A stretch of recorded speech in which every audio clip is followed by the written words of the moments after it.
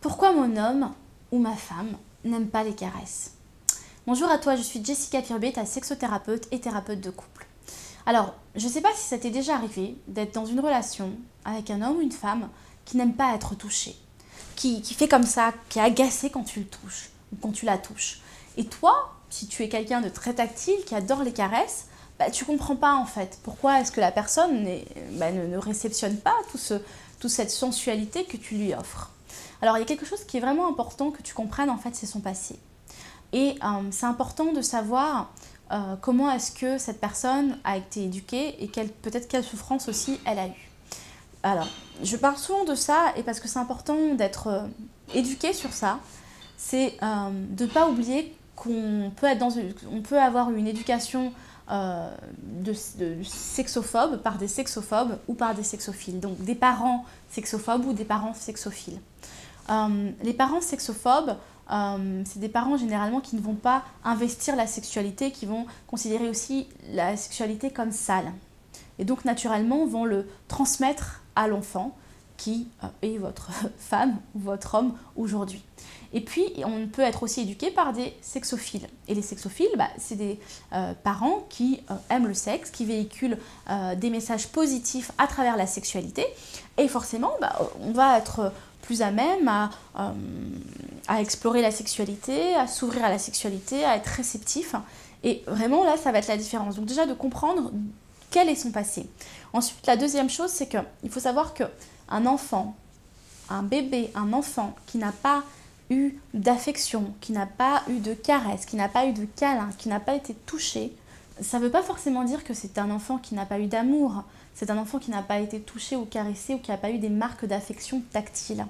Et en fait, on va vraiment le ressentir, cette personne qui a grandi comme ça, si elle n'a pas eu envie d'aller explorer sa sensualité, sa sensorialité, ou n'a pas été, on va dire, n'a pas été amené vers cette sensualité-là, va être un peu bridé lorsque son partenaire va la caresser, va lui proposer des choses dans la sensualité, même le massage. Moi, je connais des hommes ou des femmes qui n'aiment pas le massage, qui n'aiment pas être touchés.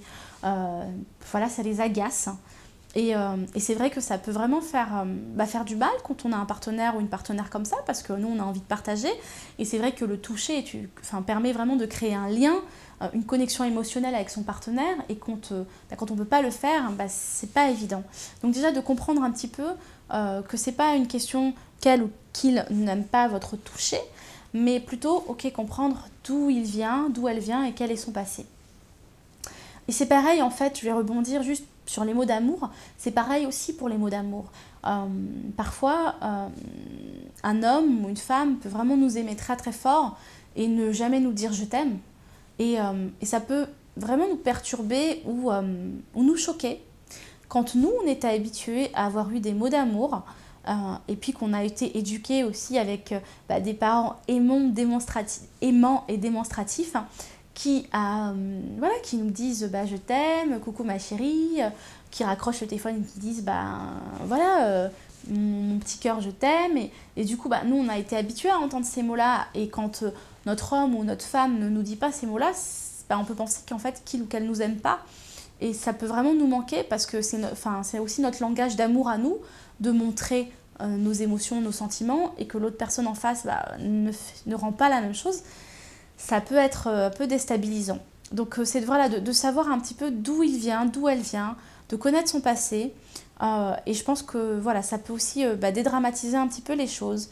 Et si c'est pas son langage d'amour à lui ou elle, de comprendre son langage d'amour. Parce qu'il y a 5 langages d'amour, c'est pas forcément par les mots. Ça peut être aussi par les touchés, par le geste, par les actions.